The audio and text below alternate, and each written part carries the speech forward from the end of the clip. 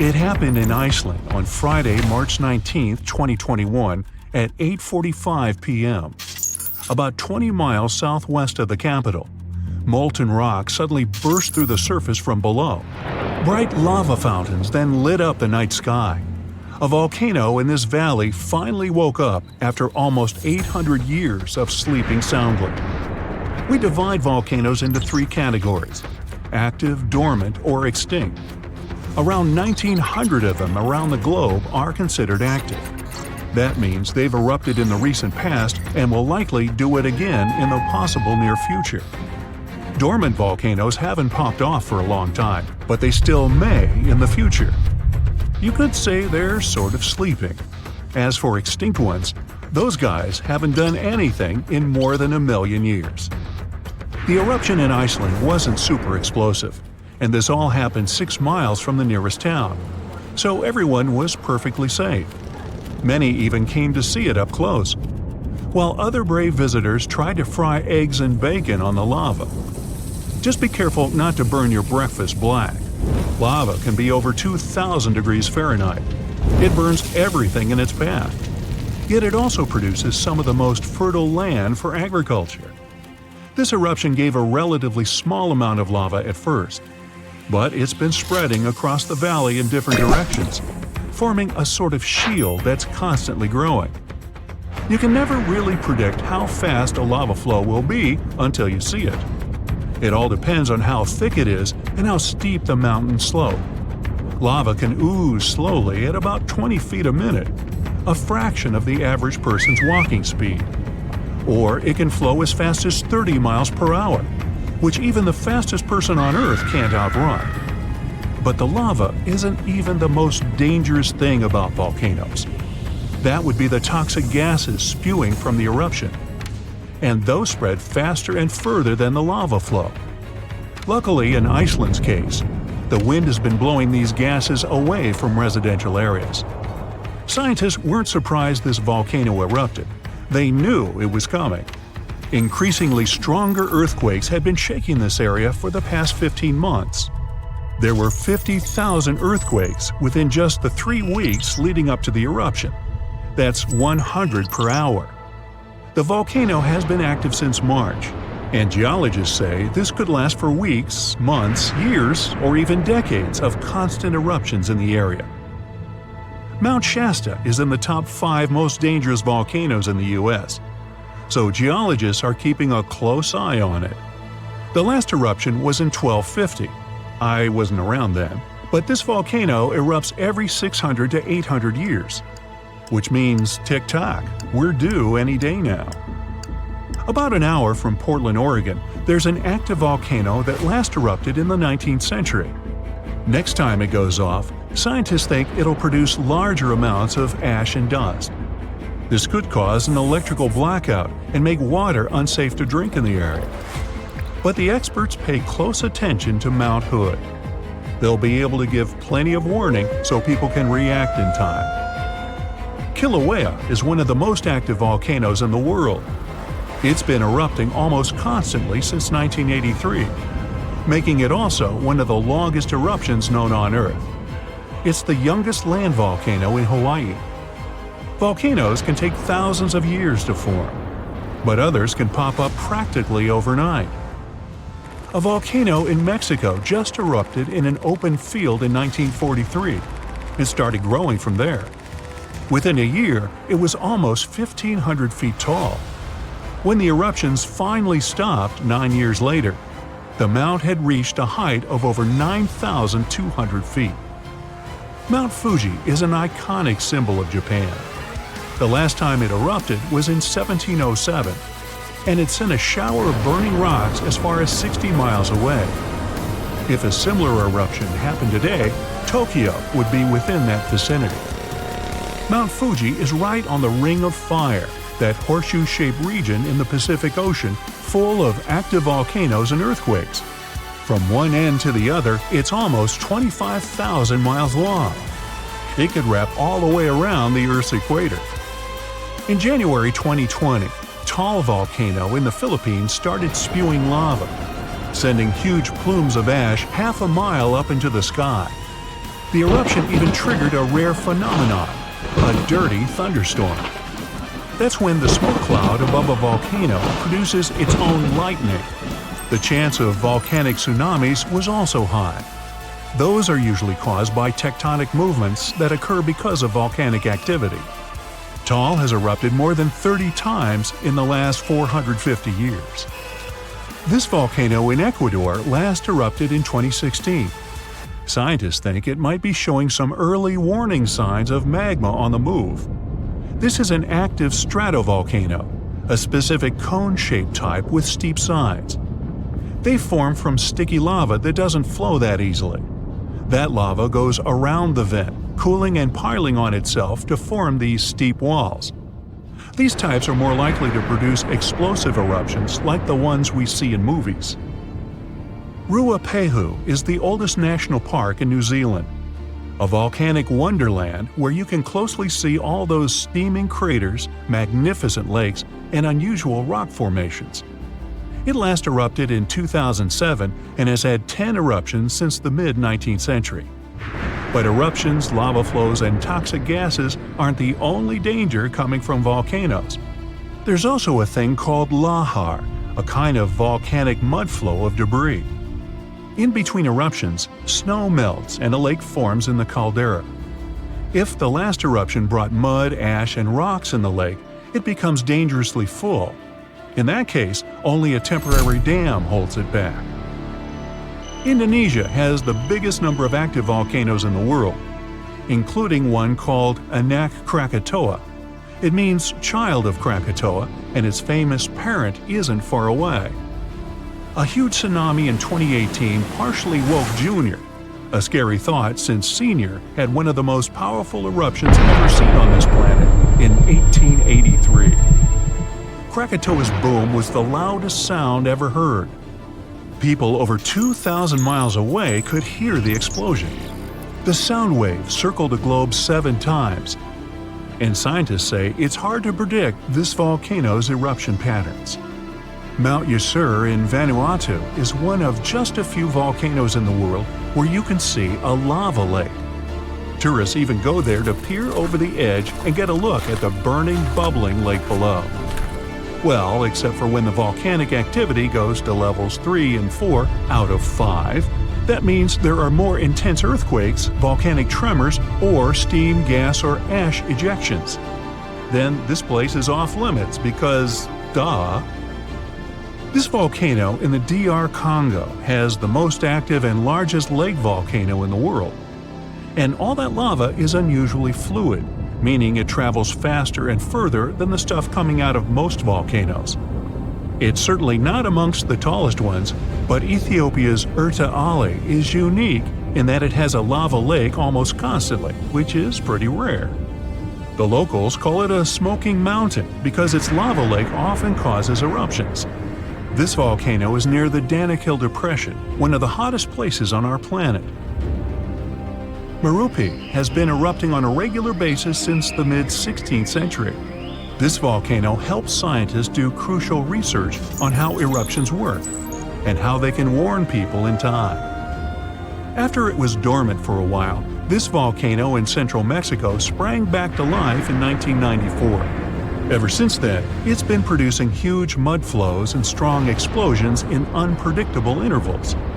In the past, enormous eruptions coming from this giant buried entire cities in pyramids.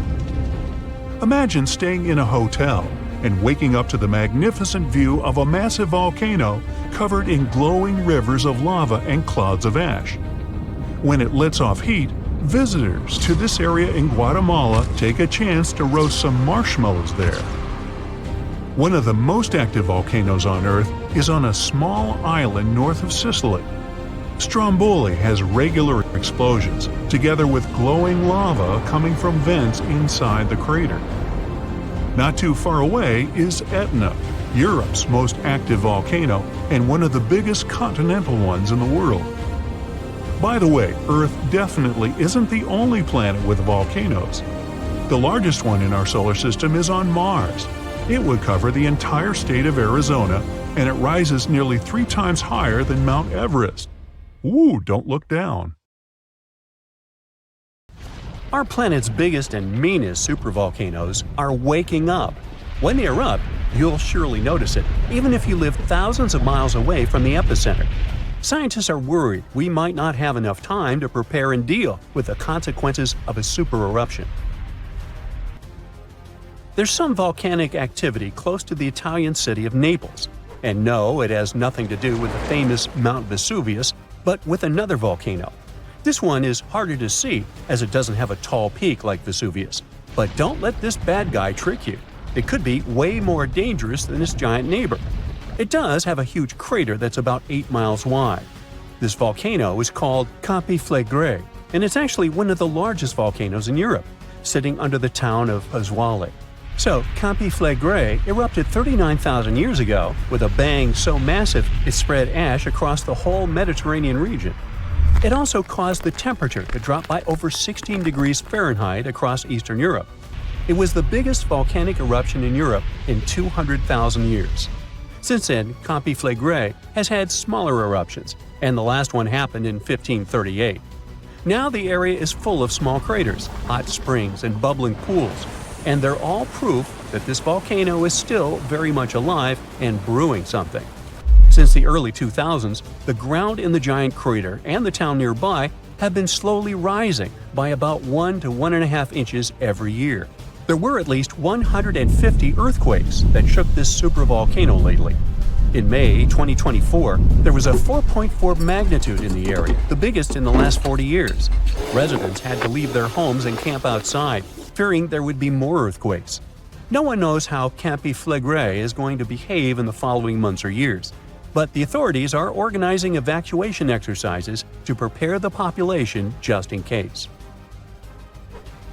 The Italian volcano looks like an innocent kitten compared to the real giants like Yellowstone. For a volcano to deserve the title of a super one, it must be able to produce catastrophic-scale eruptions and eject huge amounts of magma, ash, and volcanic gases. The Yellowstone giant meets these criteria. Even though it moves from time to time, the Yellowstone supervolcano hasn't erupted for 640,000 years. But when it does wake up, it might erupt with incredible power, about the same amount as 10 huge nuclear power stations can produce. Under the ground, beneath Yellowstone, there's a super hot area full of molten rock called magma. As more magma moves into a big space called a magma chamber, the ground above starts to swell or rise. When the magma cools down, the ground falls. Between 2004 and 2009, the ground at Yellowstone rose by almost 10 inches, but then it started to slowly go back down in 2010. Scientists aren't sure if it's going to erupt anytime soon. There's also another big volcano called Long Valley in California that has been active since 1980, and it can be a really big threat. Scientists studying this supervolcano found out that before its biggest eruption, 760,000 years ago, the buildup may have taken less than a year. Now, that's bad news, because a supervolcano eruption can have a huge effect on the world, like the eruption of the Toba volcano in Sumatra around 74,000 years ago. It became the biggest volcanic eruption the Earth had seen in 28 million years. It covered parts of Indonesia, India, and the Indian Ocean with a thick layer of volcanic debris, almost like a 6-inch blanket. The amount of rock it spewed out was like stacking nearly 3 million Empire State Buildings.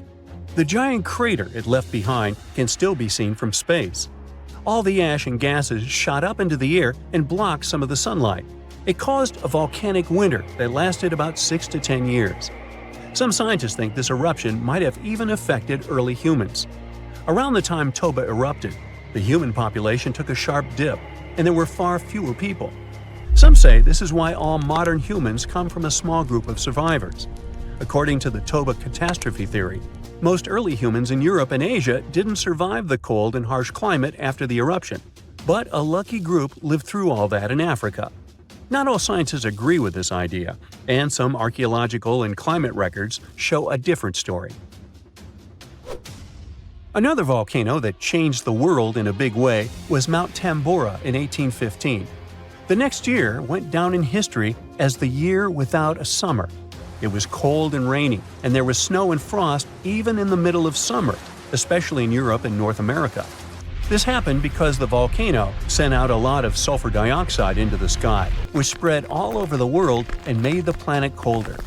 When Tambora erupted, it caused huge tsunamis that smashed homes and took the lives of around 10,000 people. Afterward, about 80,000 more people passed away because of the consequences the eruption had caused in the world. The cold weather ruined crops, so food became really expensive. And because horses were the main way people traveled, the cost of oats that they ate went way up too. Some people even think this led to the invention of the bicycle in 1817 as a new way to get around. The eruption made the Earth colder for about 3 years. Now, even though the Tambora eruption was so powerful, Krakatoa, another volcano in Indonesia, stole the show when it erupted in 1883. It was just easier to spread information about it through telegrams and photos. Its final blast was the loudest recorded sound in history, and people could hear it on 10% of the entire Earth's surface. The eruption started a tsunami, with waves about half as tall as the Statue of Liberty. Now, if we only had 12 months to prepare for a supervolcano eruption, it would be really hard to store enough food and get ready. But don't panic just yet. Supervolcano eruptions are very rare, and the last one happened 26,500 years ago in New Zealand. Scientists think that a super eruption happens once every 100,000 years on average. But the sad part here is that the Earth doesn't follow a perfect timeline. There could be clusters of super eruptions with shorter gaps between them and then longer quiet periods. Since there have already been 2 super eruptions in the last 100,000 years, there's always a chance one could happen again sooner than we expect. Plus, although there are places like Yellowstone and Long Valley where we expect volcanoes to erupt, there are less obvious possible hotspots. In Chile, there's a volcano called Laguna del Maule that has erupted in the past and left behind a huge crater. Over the last 20 years, the ground there has been swelling really fast, rising up to almost 1 foot a year. Some people are worried that this could be a sign of a big eruption coming. But scientists say there's not enough magma yet to cause a super eruption. In Bolivia, the Jutarancu volcano is also acting up. It's part of a group of volcanoes that have caused super eruptions in the past. Since the 1960s, the ground around Jutarancu has been lifting, but the last eruption was 250,000 years ago. Even though the magma might be rising, it's not enough to worry about just yet. The chances of a super eruption happening during our lifetime are 1 in 1,400, which is pretty low, so you don't need to worry too much. But just like someone wins the lottery every week with very small chances, a super eruption could happen sometime in the future, and when it does, we'll need to be prepared. The ground shakes beneath you. The pictures rattle on the walls. You hear a rumble off in the distance. Then, boom, a deafening explosion. The shockwave blasts through the windows and sets off car alarms. You duck under the dining table for cover, but then you remember you live not far from a supervolcano in the middle of a tropical jungle. So, staying in one place isn't a good idea. The shaking finally halts. You take this chance to peek outside and see a giant cloud of smoke covering the sky. It's lunchtime, but you wouldn't know it. The sun is completely veiled and darkness falls. The power's out in the whole city. In this darkness, you see red molten lava shooting from the sky and spilling on the rim. You run outside along with dozens of your neighbors. Your priority right now, find safe shelter and fast. You think about taking the car, but with everyone running on the road, that's a no-go. So you run on foot where the crowd is going. Supervolcanoes are in a league of their own when it comes to natural disasters. Surprisingly, it's not all about size or height. A volcano is dubbed super if it erupts more than 240 cubic miles of magma. That's more than enough to overfill Lake Erie. It must also have a history of erupting and a magnitude of 8 on the Volcanic Explosivity Index. The largest active volcano on Earth is Hawaii's Mauna Loa. It's so big, it would cover the entire state of Rhode Island plus some. And next time you see a commercial plane flying high in the sky, remember that 30,000-some-foot altitude is about as tall as Mauna Loa is from base to summit. It's technically taller than Everest when you measure it like that, yet it's not considered a supervolcano. So you're running along the dark road not knowing and barely seeing where to go. Then, all of a sudden, a massive flaming boulder smashes through the bridge in front of you. You and everyone else are now stranded on the side of the volcano as it's getting more chaotic each second. Most of the crowd disperses, finding their own ways to safety. You remember there's a way to the other side not many people know about, but you'll have to cross a raging river through the dense jungle. You calm what's left of the crowd, and everyone follows you to your secret getaway. You finally get out of the city limits and head into the jungle. With the sky already dark, the tall trees and thick leaves make it almost pitch black. Everyone gets out their phone flashlights to navigate through the dark path. You all need to stick together and make sure nobody gets lost. Suddenly, fiery rocks strike the trees not far from you. Everyone jolts and tries to rush ahead, but nowhere is safe when it's raining scalding fire all around. You and your group have to pick up the pace or else. Imagine a typical avalanche or mudslide, very dangerous situations on their own. Now, imagine an avalanche of lava rocks and lava sliding down a mountain instead of mud. That's what's making its way towards you right now. More and more people catch up with your group and bring news that the entire neighborhood is submerged in lava. It's traveling quicker than you thought. You can never really predict how fast a lava flow will be until you see it. It all depends on how thick it is and how steep the mountain slope. Lava can move slowly at about 20 feet a minute, a fraction of the average person's walking speed. Or it can flow as fast as 30 miles per hour, which even the fastest person on Earth can't outrun. But the lava isn't even the most dangerous problem. If you didn't have protection, the gases spewing from the eruption would fill your lungs, and those spread faster and further than the lava flow. Your eyes and throat would be itchy. You'd get a headache, dizziness, increased heart rate, difficulty breathing. The worst would be passing out from the lack of oxygen. Luckily, everyone managed to grab their gas masks before leaving their homes. You're now entering the treacherous terrain of the jungle and the danger zone. Everyone's phone batteries are giving out one by one, so your vision is even more limited. The terrain is tougher, and you can't hear any sounds from the river. At this point, you're not even sure if you're going the right way. But your instincts tell you the deeper you go, the safer you'll be. The path is muddy, and the vines are hindering everyone's movements. That's when you hear something big running through the jungle. It's coming up on you fast. You can't see a thing until it's right up on you. A bear! And there goes a rhino. Wild cats, domestic cats, dogs, different creatures of all sizes and species. They all come running through the jungle right past you. You and your fellow humans aren't the only ones fleeing from the eruption. The rumbling is still going on. Before you know it, a shower of fire rocks strikes right behind you and ignites parts of the jungle. There's no going back. Everyone picks up and runs for it. You hear thunder in the distance. A flash of lightning lights up the dark sky. You think, finally, some rain to wash away this fiery nightmare. But that's not a regular storm brewing. These giant smoke clouds can mimic a thunderstorm under similar conditions. Your luck finally pays off. You hear the river straight ahead. You reach the bank and have to hop on some stones to get to the other side. You almost slip when someone from the group catches you just in time. Whew, that was too close. Not far down the river is a large waterfall leading straight to a shallow lake with sharp rocks at the bottom. The ash from the lava falls like snow, covering most of the trees and landing on the river. Ash is one of the most dangerous things about volcanic eruptions. You're soaked to the bone, but it's a lot better than ash and smoke. And then the rest of the group follow. The next thing you know, the river starts steaming as lava meets the bank and runs into the water. You try your best to speed things up. The lava can heat this water up to dangerous levels, and there are still people slowly crossing the river on the slippery rocks. Luckily, you manage to get everyone across. Well, almost everyone. You turn around and see someone's leg got caught between two rocks.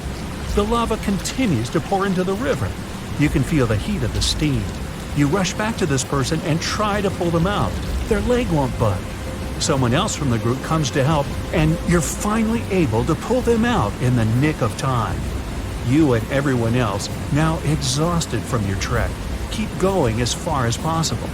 That's when you see the main road that connects you to the broken bridge.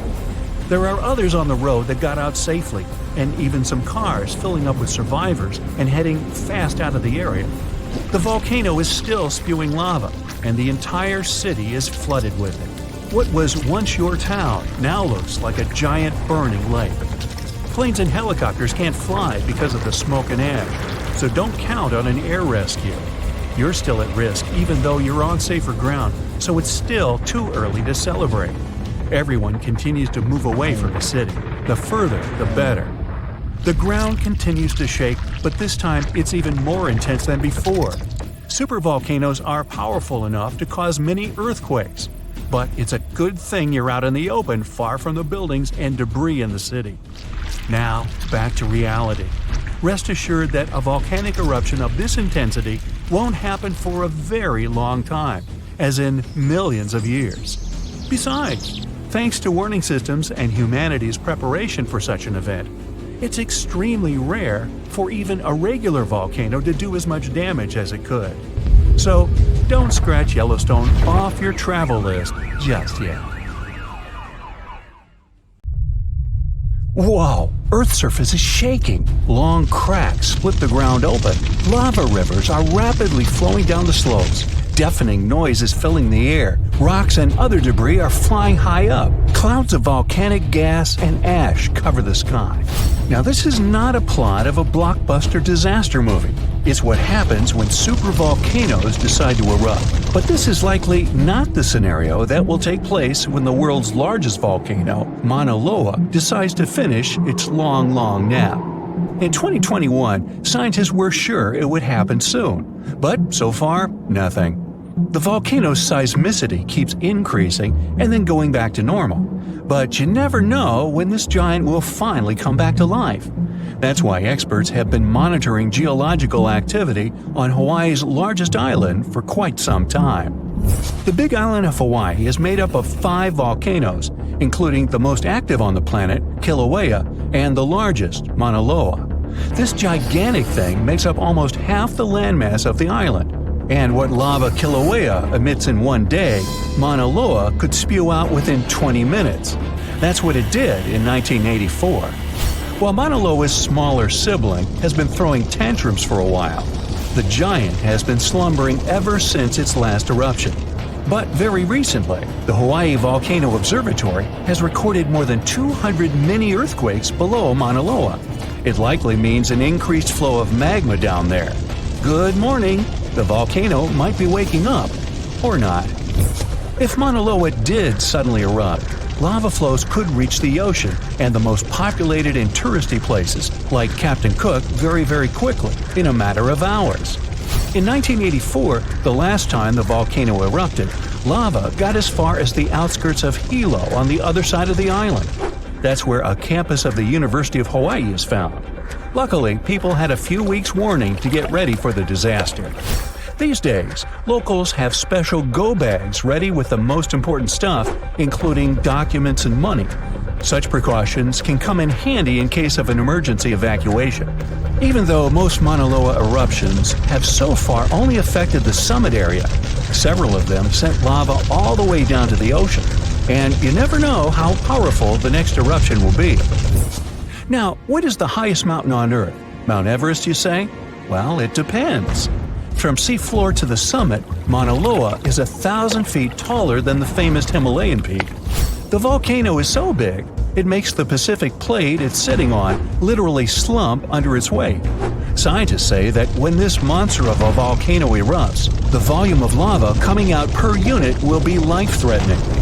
Over its recorded history, Mauna Loa has been erupting regularly, almost every 6 years. And even though the last eruption of the volcano occurred about 40 years ago, scientists are certain it'll happen again.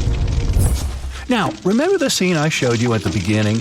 Well, you can relax. It's not likely to happen with Mauna Loa. The thing is, big island volcanoes, including Mauna Loa, aren't very volatile. That's because they're shield volcanoes. These volcanoes got such a name because they aren't really very high and resemble a warrior's shield placed flat on the ground. Shield volcanoes get formed by very fluid lava.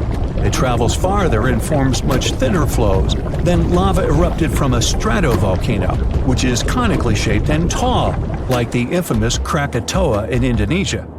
So if, or should I say when, Mauna Loa erupts, there probably won't be ash clouds and tons of debris. The most dangerous thing will be lava. Since Mauna Loa is a shield volcano, its lava is extremely fluid and voluminous, which allows it to flow far and fast. Using theoretical vent maps, experts from the Hawaii Volcano Observatory have made charts of possible lava flows. They're kind of worried about earthquakes clustering at high rates. It likely means that lava is on the move under the surface. 500 to 600 earthquakes per day are a serious reason to be on high alert. On the other hand, it doesn't necessarily mean a disaster or inevitable eruption. Around a decade ago, several earthquakes that happened at the same time signaled that something was happening under Mauna Loa. But an eruption didn't occur. Instead, half the volcano shifted a bit to the south. This way, it probably gave more room to magma so that it had enough space to stay beneath the surface.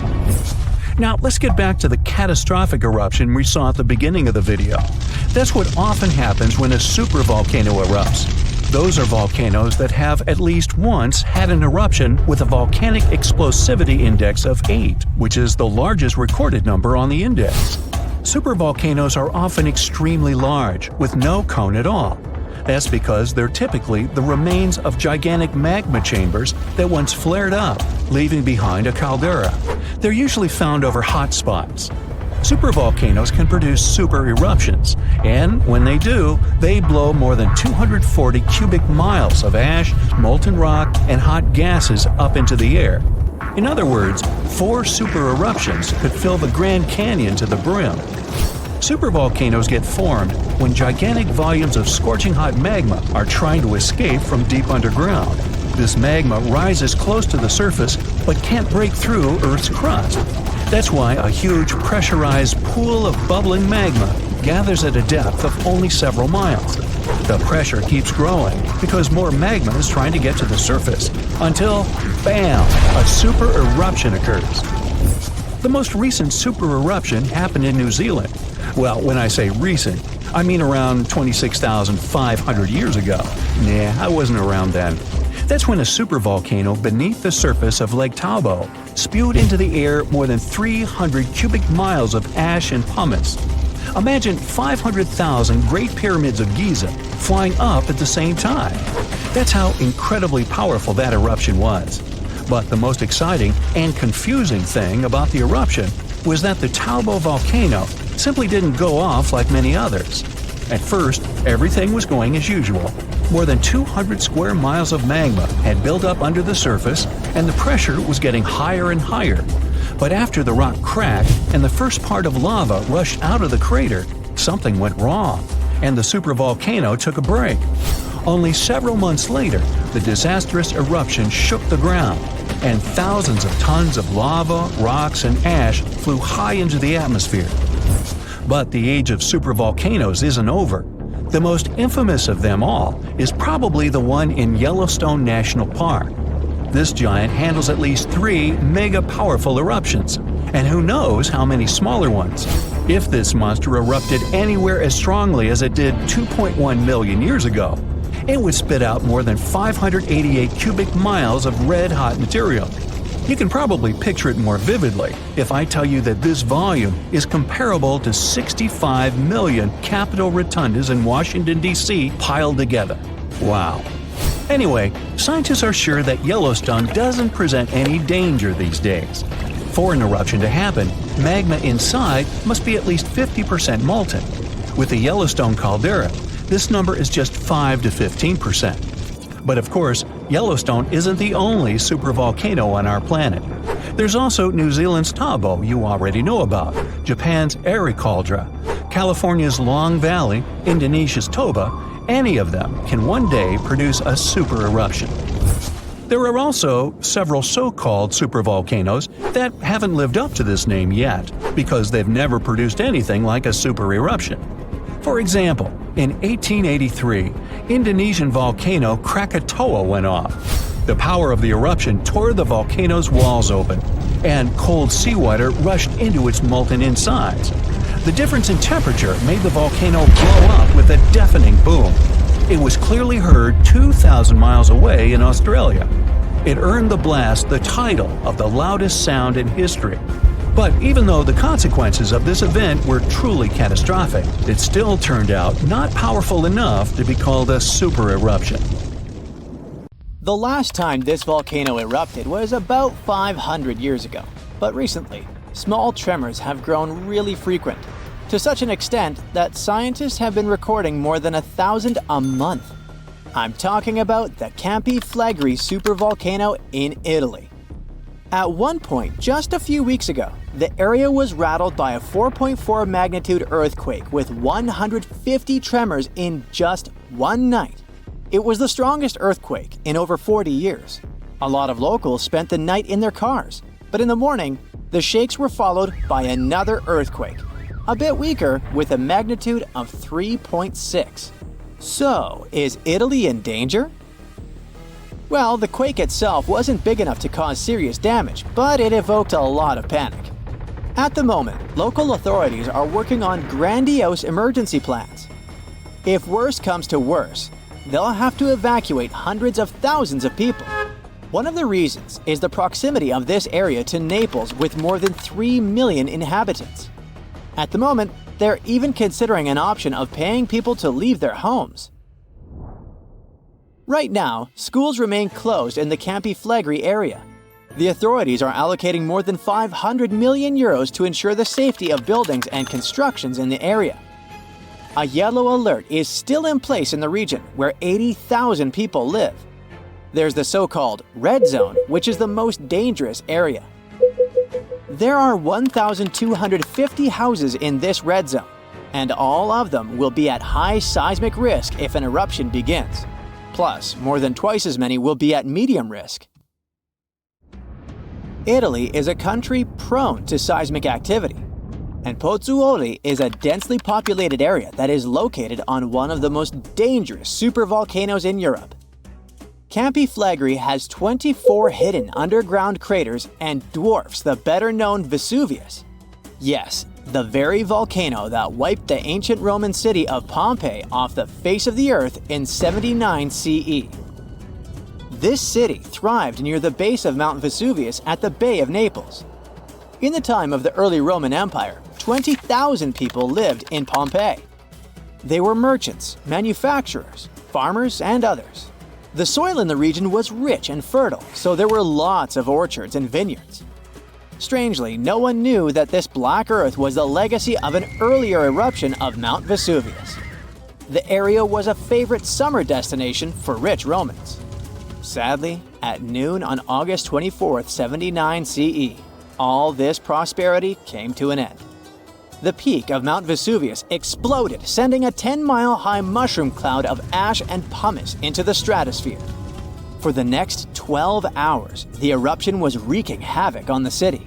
Volcanic ash and a hail of pumice stones, some of which were 3 inches in diameter, showered Pompeii. It forced the city's occupants to flee in terror. Around 2,000 people holed up in stone structures and cellars, paralyzed by fear. They hoped to wait out the eruption. Who knows? Maybe if they had decided to leave the city immediately after the beginning of the eruption, they would have had some chances to survive. A westerly wind protected the city from the first stages of the eruption. But soon, a giant cloud of hot ash and gas rushed down the western slope of Vesuvius. It engulfed the city, burning everything in its way. This disastrous cloud was followed by a flood of volcanic mud and rock, which completely buried the city.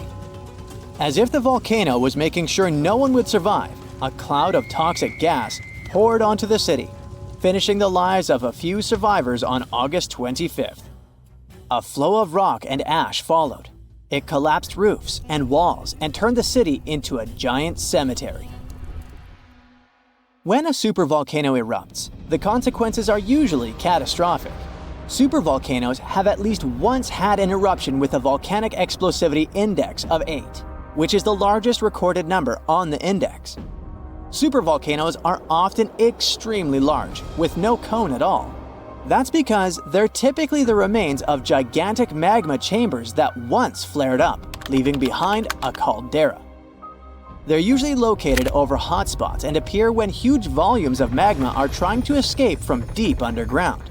Eventually, they burst through Earth's surface. Sometimes, all this magma gets stuck, unable to break through the planet's crust.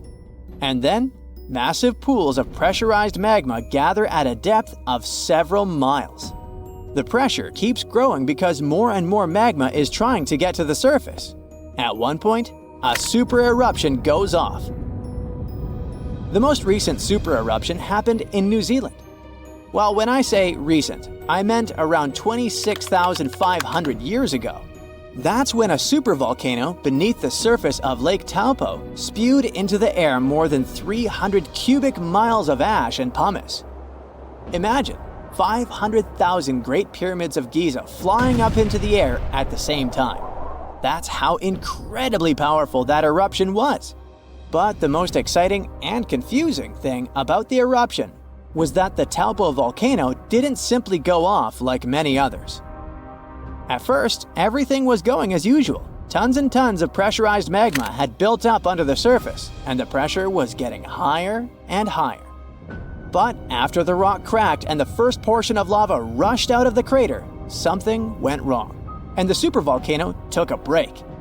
Only several months later, the disastrous eruption shook the ground. Thousands of tons of lava, rocks, and ash flew high into the atmosphere. The unusual pattern of Taupo still confuses scientists. The Indonesian eruption at Toba caldera 75,000 years ago was the largest eruption in the last 2 million years. Experts estimate that the eruption could have released hundreds of thousands of tons of sulfuric acid, which might have even caused a several-degree cooling of the planet's surface. But nowadays, the impact is hard to detect because of glaciers that covered the ground afterward. There are also several so-called supervolcanoes that haven't lived up to this name yet because they've never produced any super eruptions. For example, in 1883, Indonesian volcano Krakatoa went off. The power of the eruption tore the volcano's walls open, and cold seawater rushed into its molten insides. The difference in temperatures made the volcano blow up with a deafening boom. It was clearly heard 3,000 miles away in Australia. It earned the blast the title of the loudest sound in history. But even though the consequences of this event were truly catastrophic, it still turned out not powerful enough to be called a super eruption. It only had a volcanic explosivity index of 6. Then, there's also Mauna Loa. It's a shield volcano, which means it won't produce explosive eruptions, but its sheer size makes this monster of a volcano extremely dangerous. At the moment, the volcano seems to be at peace with its surroundings. Research equipment doesn't show any signs of activity on Mauna Loa, but if Mauna Loa did suddenly erupt, lava flows could reach the ocean and the most populated and touristy places like Captain Cook very fast, in a matter of hours. The last time the volcano erupted, lava got as far as the outskirts of Hilo on the other side of the island. That's where the University of Hawaii is located. Luckily, people had a few weeks' warning to get ready for the disaster.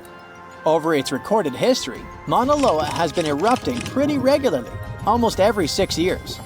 On the bright side, big island volcanoes including Mauna Loa aren't really very volatile. That's because they're shield volcanoes. These volcanoes got such a name because they aren't really very high and resemble a warrior's shield placed flat on the ground. Shield volcanoes are formed by very fluid lava. It travels way farther and forms much thinner flows than the lava erupted from a stratovolcano, which is conically shaped and tall, like the infamous Krakatoa in Indonesia. So, if Mauna Loa erupts, there probably won't be ash clouds or tons of debris. The most dangerous thing will be lava. Since Mauna Loa is a shield volcano, its lava is extremely fluid and voluminous, which allows it to flow far and fast. The story of Pompeii is complete chaos as is, but to add a little fuel to this fire, we dug up some groundbreaking facts, and I mean that quite literally. Hear me out. What if it wasn't the scorching sea of lava that destroyed the city of Pompeii, but rather an earthquake that happened during the volcano's eruption? Rewind to over 2,000 years ago. The year is 79 BCE. It was around 1 o'clock in the afternoon when Mount Vesuvius decided to erupt. Pompeians were going on with their normal daily routines when lava started taking over. The flow of lava was so quick that most people didn't have anywhere to run. The disaster took the lives of around 2,000 people. The lava covered most of the city, which then turned everything to ashes. Pompeii was only discovered during the 16th century of our Common Era, when an architect commended a dig to divert a river. It's a very well-studied site nowadays, but something unusual recently caught the researchers' attention. Scientists were excavating a site called the House of Painters at work. They were examining a couple of skeletons when they saw something weird. The skeletons probably belonged to two men around the age of 50. The analysis showed these men had survived the first surge of lava in the city. But they didn't make it out due to this second unexpected part, the earthquake. The men probably took shelter at the House of Painters at work, but the walls crumbled down when the earthquake hit. The men were found in a protective posture, like they were trying to shield themselves from something that was going to fall above their heads. Plus, these skeletons were not found under the layer of volcanic ash, but on top of it, proving that they really did survive Vesuvius's sea of lava. It turns out this is not as rare as it seems. A volcanologist explained that the seismic activity during the eruption really made things worse in Pompeii. He said that this seismic chaos probably influenced the desperate choices of a lot of Pompeians in their final moments. This is not the first time the world heard of a possible earthquake in Pompeii. A guy named Pliny the Younger, who escaped the disaster and witnessed the whole thing, beat these scientists to it in his famous letters. Pliny the Younger was a lawyer and an important person back in ancient Rome. He was an eyewitness to the whole Pompeii disaster, and he wrote in one of his letters that the eruption was followed by a trembling of the earth. Researchers do agree that something never added up. Pompeii is known to have really well-preserved skeletons since the ashes kind of played an important role in preserving them. But the buildings were in horrible shape, making it hard to reconstruct the entire city as it once was. Pompeii was indeed one of a kind. It was one of the most vibrant and lively cities of the ancient Roman Empire. The city was huge. It could have been home to as many as 30,000 people in its heyday. The House of Faun, for example, was a clear example of how rich Romans lived their lives in Pompeii. It was a huge house that even had 2 gardens inside, taking up the entire block. They looked like they were made of white marble, but it was actually painted stucco. It was clear to researchers that only aristocrats lived there. Then there was this famous forum. This is where most of the administrative part of the city life happened. It was made up of a lot of different buildings, like the Basilica, a hotspot for political and civil meetings, the Macellum, which was a market, and several temples. If we were visiting this back in the day, we'd see a bunch of men dressed in tunics. A few select ones would wear togas, those heavy white pieces of draped cloth that look like bed linen wrapped over the body. Togas were mainly used on special occasions since they were costly, hard to wash, and considered a traditional costume. Representatives running for office would use it during their campaign run so that commoners would identify them as candidates. One can't forget about the Villa of the Mysteries. Cool name, huh? It was called that way because of some mysterious frescoes found inside of it. Modern-day archaeologists still haven't figured out what the scenes painted are trying to depict. Probably some type of ritual or ceremony. By the way, a villa is simply a large suburban Roman-style house. It's not necessarily a super posh place where the rich and beautiful live. It's usually located on the outskirts of town, near the city's walls. The Villa of the Mysteries one in particular was found astoundingly well preserved in modern archaeological excavations. It even had a manufacturing area inside of it, like its own little industry. It was common for richer Romans to own big farmlands, like olive gardens, for example. So they would also build a processing station inside their villas to extract the oil and package the whole thing. The amphitheater was where some of the richer men paid to put on gladiator fights for the rest of the town. It was built around 70 BCE, and it was one of the oldest amphitheaters of the world. It was even older than the Colosseum in Rome. This huge building could fit around 20,000 spectators at once. The seating was arranged by social class, so you could easily spot who was a member of the nobility. And in case you're wondering why it was shaped like a weird egg, it's because that was the shape that allowed for an unobstructed view wherever you were in the crowd. As every other Roman city, Pompeii also had some famous baths. Since not every house had access to plumbing back in the day, most people didn't shower in their homes. That's why so many Romans would use public baths, usually at the end of the day, to clean themselves. But make no mistake, this wasn't just a place for bathing, it was a cultural hotspot. The baths were made up of many different rooms. The first one was like a locker room, where people would keep their clothes and personal belongings. This is where the upper and lower classes mingled together. Someone's class could easily be identified by their clothes and jewelry. The amount of gold and silver worn back in those days is nothing compared to what most people wear today. Usually, the rich folks would leave someone to take care of their belongings while they went and took their bath. Because yes, it could happen that stuff went missing while chilling and relaxing. The big focus on self-care nowadays was already a thing for ancient Romans. It was common that before taking a bath, olive oil was rubbed all over the skin. They would scrape off the dirty skin with a strigil. That may sound weird, but also extremely pleasing. The baths had rooms for massages. Some of them had reading rooms, and even courtyards for some healthy exercise. Oh, there was even a natatio, or swimming pool if you're not fluent in Latin. After all, it was the Romans that said, "A healthy body is a healthy mind." The bakeries. Bread was one of the main components of Pompeian diet, so much so that there were around 30 bakeries in the city. Bread was freshly made from scratch every day. In a special area of the shop, the corn or wheat was ground, and mules would circle around to keep the mills going. The funny thing about Pompeians is that they like to cover the exterior walls of buildings with paintings, much like graffiti nowadays. Their paintings, usually frescoes, used to depict what daily life was like in the city. Ancient Romans were very outdoorsy people, so coloring their walls seemed like a good option for them. A lot of houses had frescoes inside of them too, to make up for the lack of windows. The paintings gave the house owners the illusion of more space if the painting was of, let's say, a garden, for example. The latest super eruption of Yellowstone occurred 640,000 years ago, and it was long before Homo sapiens saw the light of day. But we were around during another, no less devastating natural disaster. This super eruption took place on the island of Sumatra around 74,000 years ago. That's when an erupting supervolcano wreaked havoc on huge territories, sending up plumes of debris and ash that spread for thousands of miles and caused temperatures on the planet to plummet. The effects of this super eruption were visible as far away as southern Africa. Experts believe they could have impacted early humans there. By the time the volcano erupted, our ancestors had already been using stone tools and had likely known how to produce yarn.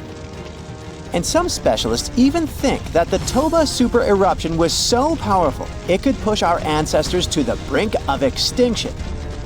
They claim that Toba might be the largest volcanic eruption to occur on Earth within the last 2 million years.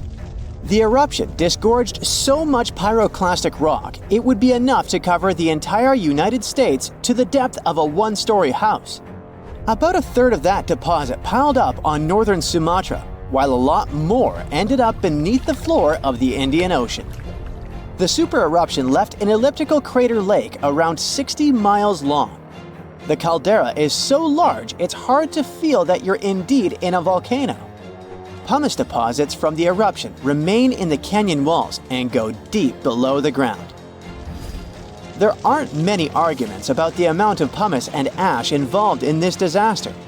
At the same time, experts aren't sure how much sulfur ended up in the atmosphere.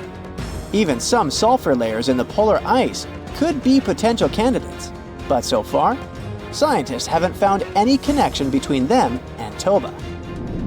But let's get back to the dramatic impact the super eruption had on early humans.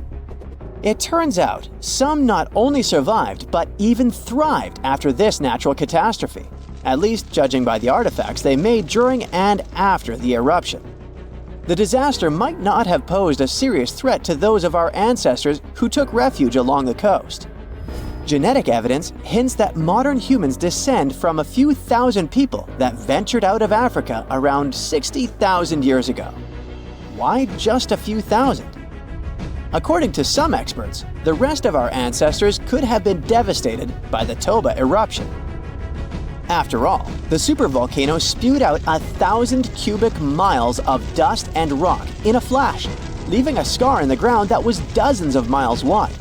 All that dust and sulfur Toba sent into the atmosphere potentially cooled the surface of our planet, which led to the appearance of glaciers and the lowering of Earth's sea levels. And since Toba might have had an important role in shaping humankind, scientists have been working hard trying to understand precisely how early humans reacted to this disaster. In 2011, several researchers found an enigmatic soil sample in South Africa's Pinnacle Point, an archaeological site overlooking the Indian Ocean. This sample contained some volcanic ash. After examining the layer, they found more than 400,000 artifacts left by early humans. Those ranged from heat-treated stone tools to signs of fire and animal bones. Based on this finding, the team suggested that early humans on the South African coast thrived after the eruption, living in that area for thousands of years and improving their tools. The region might have served as a refuge during and after the Toba eruption. A 2009 study suggested that the eruption could have lowered global temperatures by 14 degrees Fahrenheit. It would have made survival tough elsewhere in Africa. If there had been a volcanic winter, it wouldn't have been as cold along the coastline. On the other hand, newer studies claim that Toba spewed out so much sulfur into the atmosphere that the resulting aerosols could have stuck together, which would have limited their cooling effect in the long term. In other words, right after the eruption, temperatures would have plummeted, but only in some regions. And after 3 years or so, the effects of the eruptions would have calmed down altogether, becoming not dangerous to humans. Well, apparently, more research is needed. Meanwhile, let's figure out if we should watch out for any volcanoes these days. Last year, thousands of small earthquakes shook the ground near Iceland's Svartsengi geothermal power plant. Magma rose to the surface there, and now it has opened wide fractures slicing through the small town of Grindavik. The ground there is still swelling, and an eruption might happen with little notice. But of course, that's not all. Over the planet, 45 other volcanoes keep rumbling. For example, Italy's Vesuvius, that infamous thing that finished the city of Pompeii in 79 CE.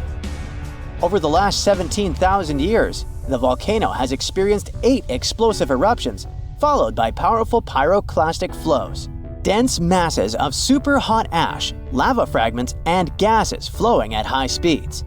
The volcano's last eruption happened in 1944.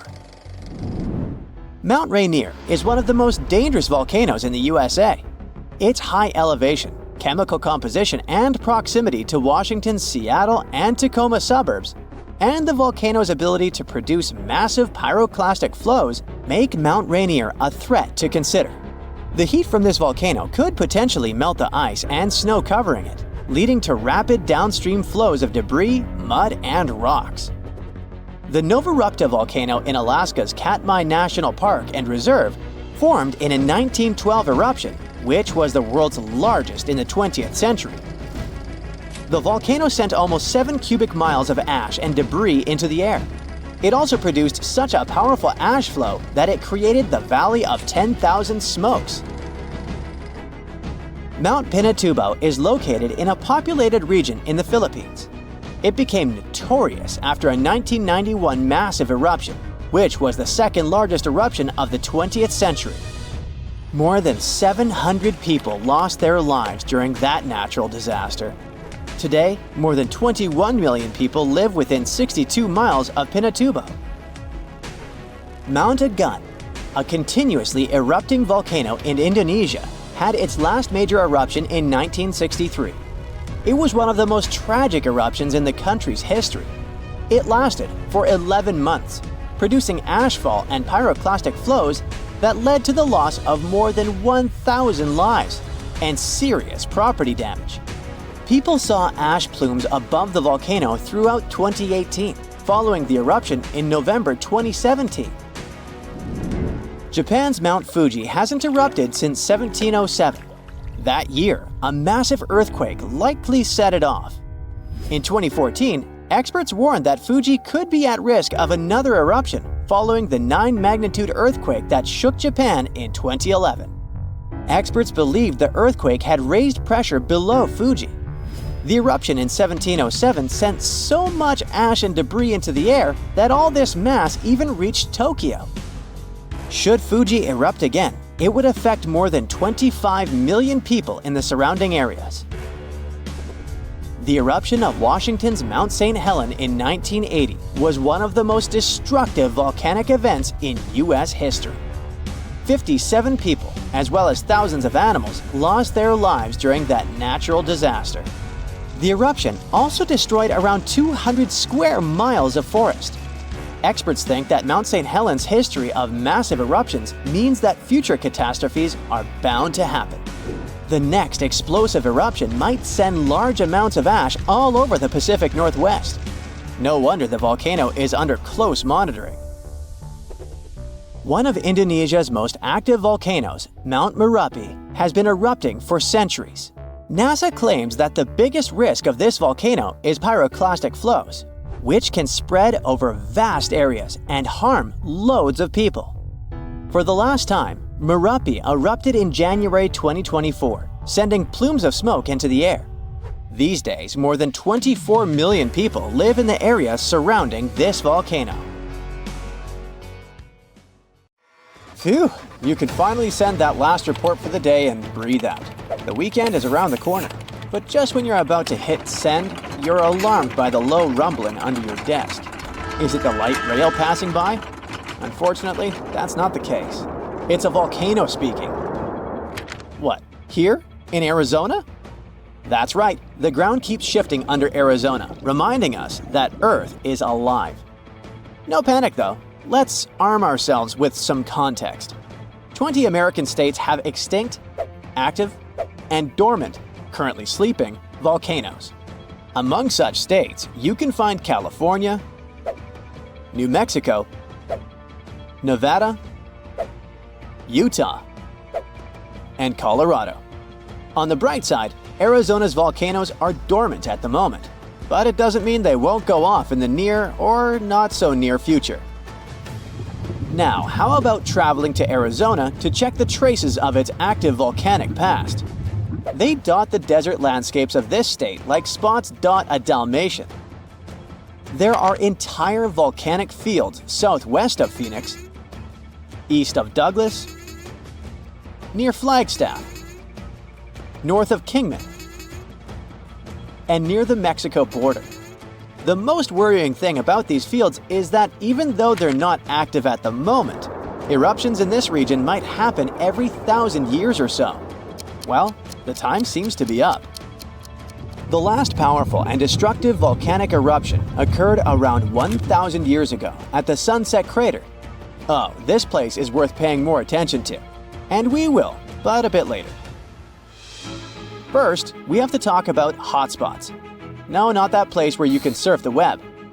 In our volcanic context, a hotspot is a place where insane amounts of heat melt the overlying crust, Earth's thin outer layer, and form volcanoes. This heat rises from the mantle, which is located between our planet's dense, superheated core and the crust. Want to see an example of this type of volcanism? Welcome to the Hawaiian Islands. The Big Island has its active volcanoes because, at the moment, it's situated on top of the Hawaiian hotspot. The older Hawaiian Islands were once there too, but later they drifted off towards the northwest. It happened because that's where the oceanic crust on top of which they sat, namely the Pacific Plate, moved. Now, look at the world's ocean basins. Yes, they're literally dotted with islands that sit on top of hotspots, like Hawaii, Iceland, Samoa, the Galapagos. Those are probably the most famous examples. But don't think that continents can't host hotspots. They can, but those are far less common. One of the most famous continental hotspots is, I bet you know it. Yep, the one beneath the Yellowstone caldera. By the way, the caldera is a vast volcanic crater, especially one formed as a result of a massive eruption that led to the collapse of the mouth of a volcano. The Yellowstone hotspot is basically the creator of Old Faithful and the rest of the hot springs and mud pots for which the national park is famous. Speaking of Old Faithful, let's make a small detour and pay more attention to this wonder of nature. It's one of the most well-known geysers in the world. People have been coming from all over the globe to see it for more than a century.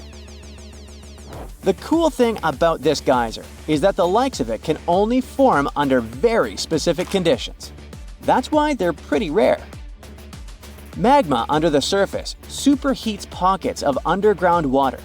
The pressure there keeps growing until it eventually pushes the water upward with immense strength. A certain volcanic rock with a high silica content lines the tunnel through which this water escapes. Basically, it creates a unique pipe that can withstand unbelievable pressure and heat created by the water erupting above the ground. Old Faithful was the very first named geyser in Yellowstone. If you come to visit it expecting the thing to erupt every hour on the hour, you're gonna be disappointed. On average, Old Faithful erupts every 91 minutes or so, which isn't that bad either. Plus, you can download a special app which will provide you with the approximate time of the next eruption. But be very careful while visiting and stay away from the site. The water erupting from the powerful geyser reaches 204 degrees Fahrenheit. The steam is even more scorching, up to 350 degrees Fahrenheit. It's hot enough to bake a cake. But let's get back to our volcanic hotspots. Scientists still don't clearly understand why there aren't many hotspot volcanoes on continental crust. One reason might be that the continental crust is much thicker than the oceanic crust, which is about 4 times as thick on average. Another reason could be that most of Earth's crust, about 2/3 of it, is oceanic. This means that there's less continental crust for hotspots to form under. Now, I bet those of you living in Arizona will appreciate the following info. We'll talk about a volcanic field right in the heart of this state, the San Francisco Volcanic Field. That's a massive area filled with over 600 volcanoes. Yes, they're mostly small, but it doesn't make them any less impressive. They're scattered across 1,800 square miles in northern Arizona, a giant territory. Interestingly, scientists are still debating about whether this volcanic field is actually sitting on top of a hotspot. But one thing they agree upon, the volcanoes in this area get younger as you move east. And this pattern matches up with the North American plate moving west over what could be a stationary hotspot beneath the surface of our planet. Cool, huh? The volcanic hullabaloo in that area started around 6 million years ago. So, in geological terms, it's relatively young. As for the most recent eruption, it happened less than 1,000 years ago. The Sunset Crater, which I mentioned before, the one near Flagstaff, is the most famous vent from that eruption. The Sinagua people had to leave their homes at Wupatki Pueblo because of the eruption. That site is now part of the Wupatki National Monument. There, you can see how people lived in this volcanic region many years ago. If you go to explore this area, you'll notice that most of the volcanoes there are basalt cinder cones, small and steep. The Colorado Plateau has quite dry weather conditions. That's why the volcanoes haven't worn down much. Some of the best examples of those cones, like this one, called the SP crater, still look like they appeared yesterday. But look around. It's not just cinder cones. The San Francisco volcanic field also has a stratovolcano, as well as some lava domes that formed from volcanic rocks with more silica than basalt you can find in places like Hawaii. It means they're thicker and don't flow as easily. Anyway, the stratovolcano is going to be one of the most epic sights you'll come across while exploring this volcanic field. Well, not the stratovolcano itself, but the San Francisco peaks, the remains of that giant formation. They stand tall at more than 12,600 feet. That's 4.5 Burj Khalifas placed on top of one another. It makes the peaks some of the biggest landmarks in northern Arizona. They're not only stunning, but also sacred to the Native American people who have lived in the area for many generations. Now, unlike those super active volcanoes in Hawaii, the San Francisco volcanic field takes its time, thousands of years between eruptions. But you shouldn't relax just yet. Geologists say another eruption is likely to happen one day. It will probably occur in the remote eastern part of the field, away from big towns. Phew! And if that next eruption is anything like the one that formed Sunset Crater, it would be quite the show. Lava fountains and rivers of lava flowing. At the same time, the next eruption might not happen for centuries, maybe even millennia. Until then, the San Francisco volcanic field will remain a hidden gem of volcanic history, waiting for its next fiery performance. These ominous rumbling sounds, the ground shaking under your feet. Wait a minute, that's my tummy. Or it might be Washington State's Mount Adams waking up. It's the largest volcano in the state by both area and volume, and it's recently started to show signs of life after staying silent for thousands of years. Scientists have noticed an alarming uptick in seismic activity around the mountain.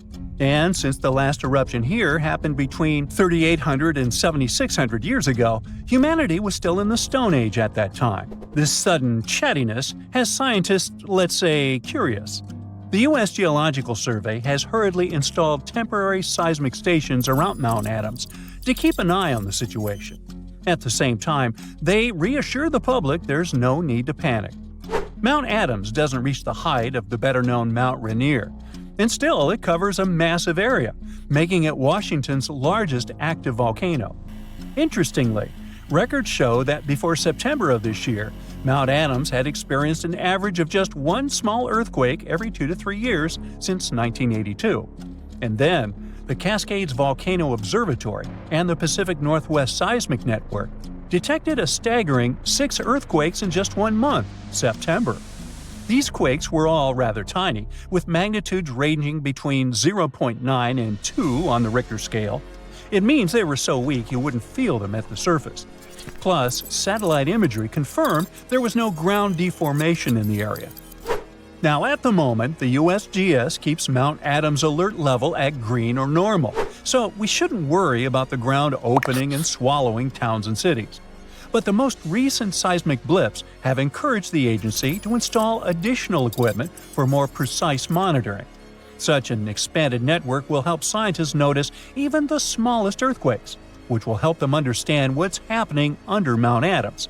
This extra equipment might also shed light on whether this recent activity is a signal of future eruptions or just a random anomaly. If Mount Adams eventually erupted, it would likely produce slow-moving lava flows rather than explosive eruptions like Mount St. Helens. After all, past eruptions have only led to lava flows that travel just a few miles from the volcano, so that's not what we'd need to worry about.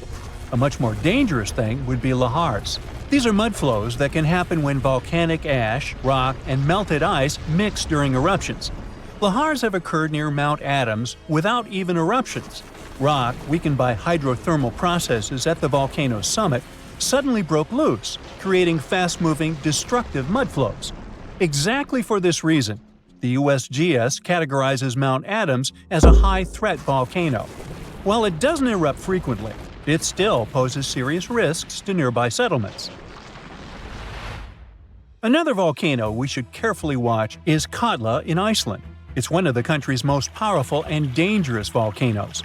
It last erupted over a century ago in 1918, but if it erupts again, it could be 10 times as powerful as another Icelandic volcano whose name I can't pronounce. See?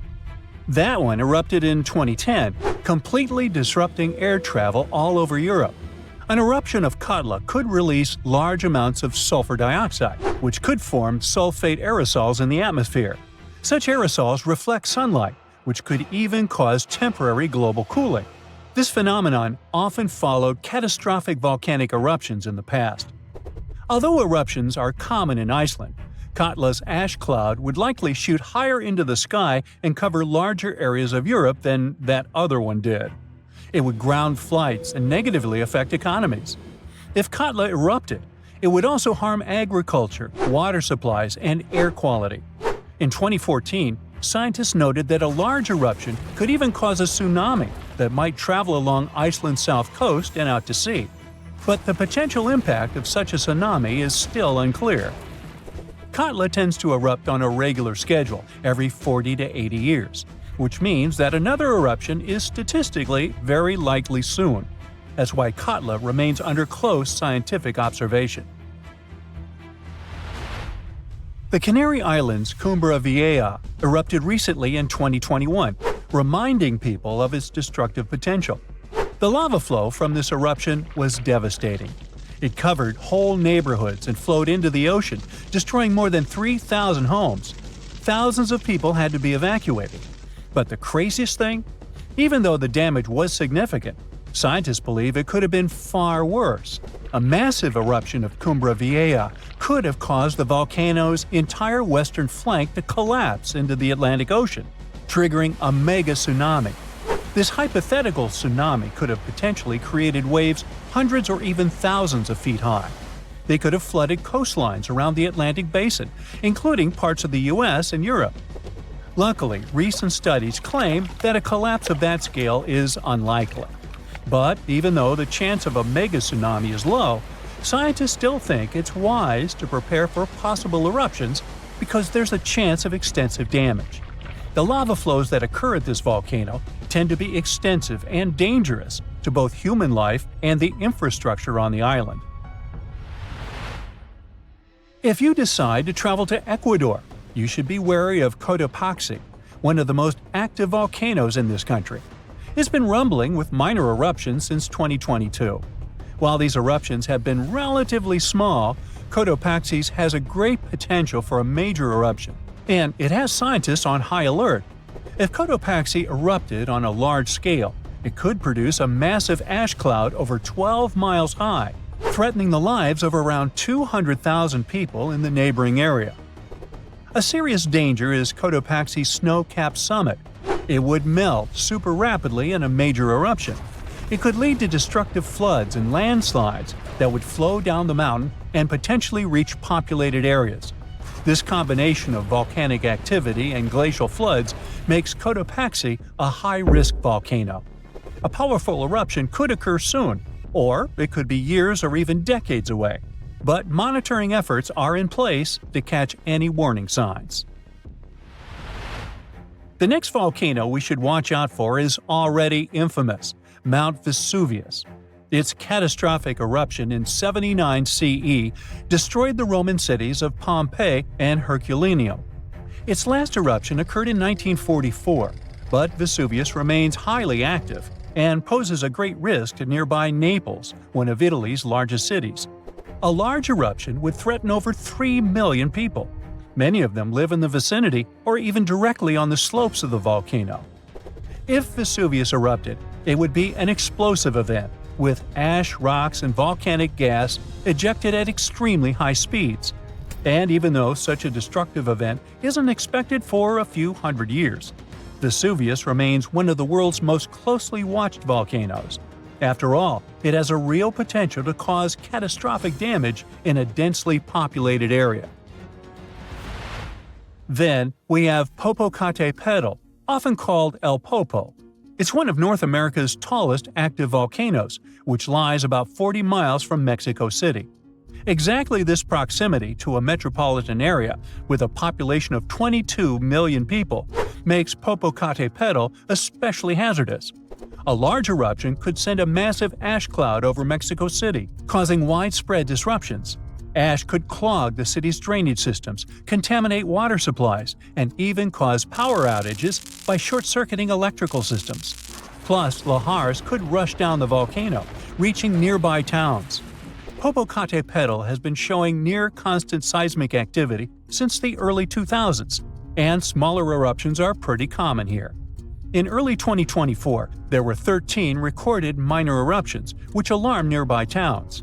At the same time, volcanologists consider such eruptions normal for Popocatépetl. While talking about super dangerous volcanoes, we can't skip Yellowstone National Park. It houses one of the world's largest supervolcanoes. Its last massive eruption occurred about 640,000 years ago. But if this monster were to erupt today, the impact would be much more devastating for the entire planet. States closest to Yellowstone, including Montana, Idaho, and Wyoming, would be most affected, likely experiencing disastrous pyroclastic flows. These flows, which are made of a dangerous mix of lava, ash, and gases, can obliterate everything in their path. Large parts of the country would also be blanketed in volcanic ash, over 3 feet in some areas. On a global scale, an eruption at Yellowstone would send tons of ash and gases into the stratosphere, potentially blocking sunlight and causing global temperatures to drop for a few years. This would disrupt agriculture, collapse transportation systems, and create food shortages on a massive scale. Still, even though there's a popular myth that Yellowstone is overdue for an eruption, geologists clarify that this isn't true. Volcanoes don't follow precise timetables, and the activity at Yellowstone doesn't indicate an imminent eruption. So yeah, that's good news. The largest volcanic region on Earth is not in Africa or Japan, but under the ice of Antarctica. Scientists found 138 volcanoes in its western part, and if they decide to go wild, you'll surely notice it. They could melt huge amounts of ice that will move into the ocean, raise its level, and make our planet uninhabitable for humans. But before you pack your things to fly away to another planet, hear me out.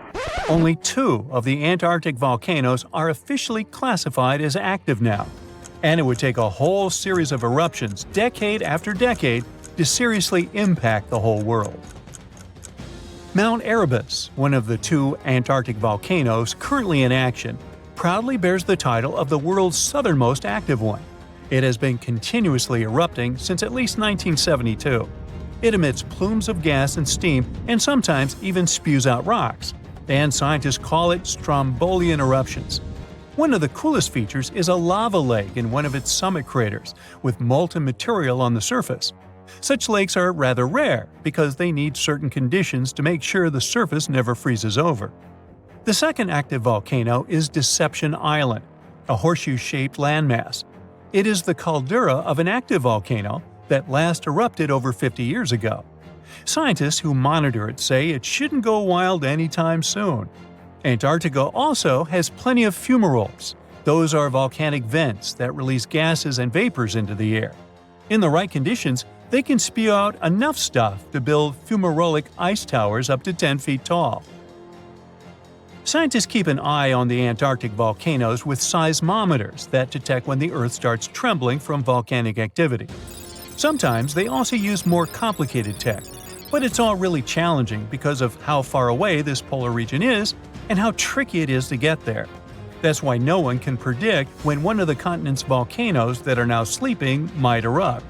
We can guess what this waking up would look like if we analyze the events from nearly 20,000 years ago. So, shall we? One of Antarctica's sleeping volcanoes, Mount Takahe, had a series of eruptions and spewed out a good amount of halogens rich in ozone back then. Some scientists say these events warmed up the southern hemisphere. Glaciers started to melt and help finish the last ice age. For these events to repeat, we'd need a series of eruptions with substances rich in halogens from one or more volcanoes that are now above the ice. It's an unlikely scenario, but since it already happened in the past, it's not completely impossible.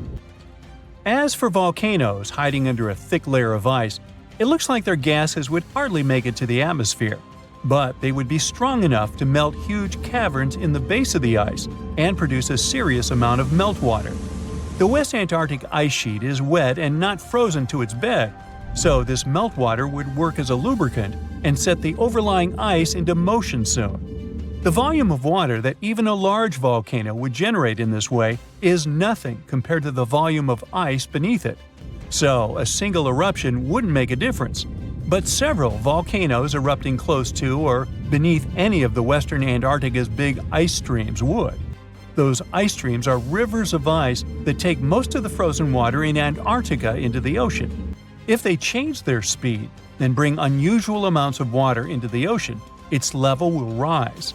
As the ice would get thinner and thinner, there would be more and more new eruptions. Scientists call it a runaway effect. Something like that happened in Iceland. The number of volcanic eruptions went up when glaciers started to recede at the end of the last ice age. So it looks like, for massive changes, several powerful volcanoes above the ice with gases full of halogens need to get active within a few decades of each other and stay strong over many tens to hundreds of years. Antarctica stores around 80% of all the fresh water in the world, and if they melted all of it, global sea levels would rise by almost 200 feet. And then we'd have to look for a new planet to live on. But this again is an unlikely scenario. It's more likely that the eruptions under the ice will lubricate ice streams and seep water into the ocean. But it wouldn't be the end of the world. A super strong, super angry supervolcano could do it though, and it has already happened in the past. Over 200 million years ago, the world went through a major makeover with not one, not two, but 4 massive volcanic eruptions in huge pulses.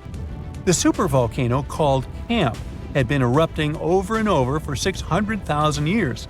It all happened in Wrangell, a large chunk of land that used to be a supermassive volcano stretching across what's now British Columbia and Alaska. And it wasn't the lava or the volcanic ash that ruined the environment. The eruption made carbon levels skyrocket.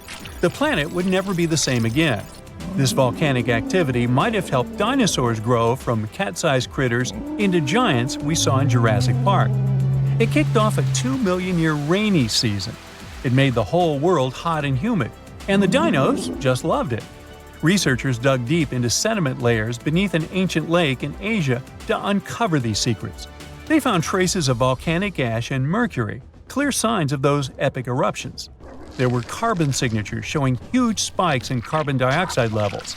It made the atmosphere toasty, and the rain poured down. So the bad news is, another eruption like this could happen. The supervolcano beneath Yellowstone National Park has been sleeping for nearly 70,000 years. But if it wakes up, it would be many times more catastrophic than the eruption of Mount St. Helens in 1980. It's considered the most disastrous volcanic eruption in U.S. history. It followed 2 months of earthquakes and injection of magma below the volcano that weakened and destroyed the entire north face of the mountain. The eruption column went 80,000 feet into the atmosphere and spread ash over 11 U.S. states and several Canadian provinces. The last Yellowstone eruption was 1,000 times greater than that. The ground above Yellowstone sits on a hotspot made of molten and semi-molten rock called magma. This magma stuff flows into a chamber beneath the park, about 4 to 6 miles down, making the ground puff up like a balloon. But then, as it cools down, the ground goes back to its usual state. Volcano watchers have been keeping an eye on this for a century. They noticed the ground lift up about 10 inches around 20 years ago, but since 2010, it's been going back down. The experts say we have no big eruptions on the horizon, so doomsday isn't coming anytime soon. But there's some underground activity going on lately which keeps us interested. Since humans haven't been around to witness every little thing Yellowstone does, it's kind of tough to say for sure what's brewing down there. Yellowstone has had some epic eruptions within the last couple million years. They happen like clockwork, with gaps of 600,000 to 800,000 years between them. The last big one was around 640,000 years ago, and it basically reshaped the entire landscape, spreading ash and debris as far as Louisiana. You can still see the aftermath of the last big eruption in the Yellowstone caldera today. Experts say a massive eruption, like the last one, is an unlikely scenario. We're more likely to see eruptions of steam and hot water or lava flows. When and with what force it will wake up remains a mystery to scientists. At the end of December 2021, an underwater volcano with a rather exotic name, Hunga Tonga, woke up after several years of sleeping. It did that with so much energy and strength that people heard the eruption from over 100 miles away. Then it went back to sleep. But a couple of weeks later, it woke up again with a force 7 times greater than the first time. It broke the island above it in 2 parts. The lightning storm that started because of the eruption was the most intense in recorded history. The sound waves from the eruption traveled around the planet several times. Someone even heard a loud boom from it in Alaska. And it started the first known mega tsunami since ancient times. This tsunami took the lives of 2 people as far as Peru and caused trouble for 2 fishermen in California. But that's not all. This eruption could change the weather patterns on Earth for years. You may see the first proof in the summer of 2024, which is forecast to become much wetter than usual. Scientists believe the eruption was caused by gas building up to a critical point. Different minerals, including anhydrite quartz and sulfides, were building up for several months until they blocked the flow paths and sealed the gas within Hunga Tonga. Normally, when a volcano erupts, the fumes cause a temporary cooling effect on Earth's surface. But Hunga Tonga's eruption was different. It didn't produce much fumes, but released a massive amount of water vapor, roughly equal to 60,000 Olympic swimming pools. The intense heat of the eruption turned huge amounts of seawater into steam, which then blasted high into the atmosphere. All that water vapor ended up in the stratosphere, a layer of the atmosphere that's too dry to form clouds or rain. Scientists don't have any observations of volcanic eruptions like Hunga Tonga to predict its effects on our weather patterns. They can't tell exactly how long these effects might last either. This is because the only way to measure stratospheric water vapor is with satellites, which have only been around since 1979, and there hasn't been an eruption similar to Hunga Tonga in that time. Experts from different countries started analyzing satellite data right after the Hunga Tonga eruption. They wanted to find out how long water vapor would stay in the stratosphere, where it would go, and, most importantly, what this would mean for the planet. The first big result of the eruption, at least partially, was a huge hole in the stratosphere that was hanging on for several months in 2023.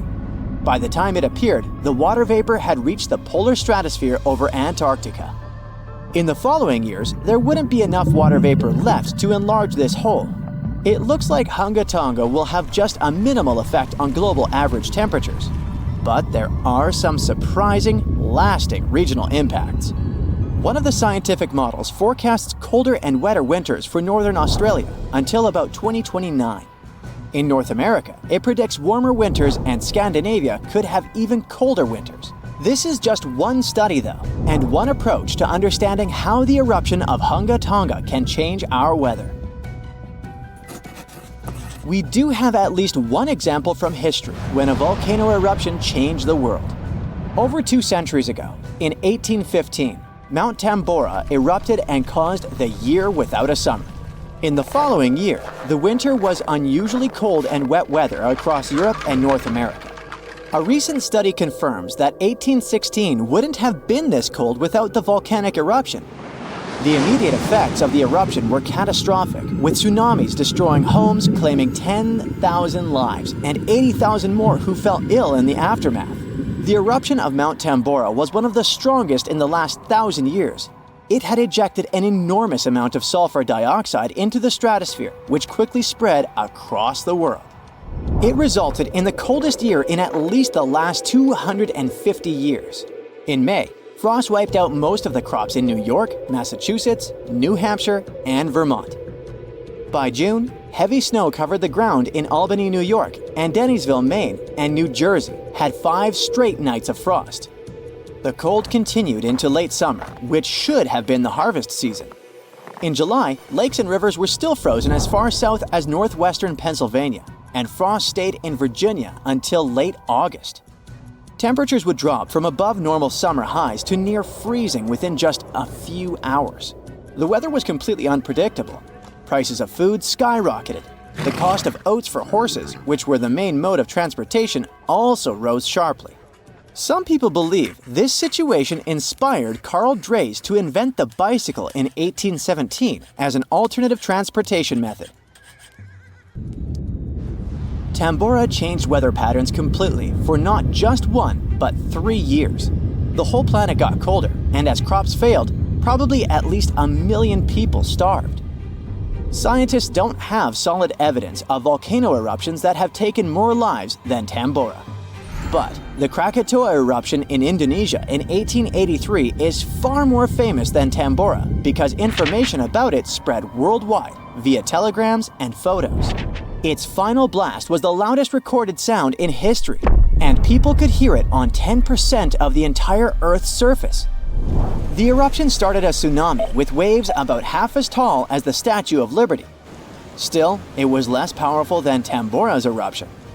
The island that once hosted Krakatoa disappeared in the eruption, but new eruptions began less than 50 years later and created the Child of Krakatau cone in the center of the caldera of the old eruption. The new volcano still comes to life from time to time. Mount Vesuvius's eruption, which took down Pompeii, is one of the most well-known volcanic disasters in history. It took around 2,000 lives, much fewer than Tambora. According to a famous Roman author of that time, the eruption lasted 18 hours. Pompeii was covered by a layer of ash and pumice that was thicker than twice an average human height. The nearby coastline also changed dramatically. In today's world, the after effects of volcanic eruptions are often more dangerous than the eruption themselves. Thanks to advances in technology, we can now predict volcanic eruptions more accurately and use safety measures like evacuations and flight cancellations. But there's still a lot of risk that changes in weather patterns and drought all over the world, especially in areas like India, East Asia, and East Africa that are affected by monsoons. Volcano eruptions can also have effects you wouldn't probably expect, like the evolution of dinosaurs. These guys were once the size of cats, waiting for their time to shine. It came around 230 million years ago. This time is known as the Carnian pluvial episode. Before it, Pangaea was a dry and arid supercontinent. But then, there were 4 major volcanic events that pumped huge amounts of carbon dioxide into the atmosphere. Global temperatures and humidity spiked because of it. These massive eruptions most likely happened because of the Rangelia Large Igneous Province eruption in what is now British Columbia and Alaska. This prolonged volcanic activity created the right conditions for dinosaurs to blossom and diversify, and also for the rise of other groups like modern conifers, ferns, crocodiles, turtles, insects, and early mammals. With higher temperatures and more rainfall, terrestrial plants have evolved, and humidity-loving ones have become dominant. Without those changes in the world, we could have a completely different natural history. There's some solid proof that volcanic activity has really changed the weather patterns back then. Scientists have found layers in the Earth's core that show different types of carbon. It means there were 4 massive releases of carbon dioxide into the atmosphere. The data on mercury and carbon together shows that the spike in mercury levels was thanks to a major volcanic event that affected the global carbon cycle and not just local eruptions.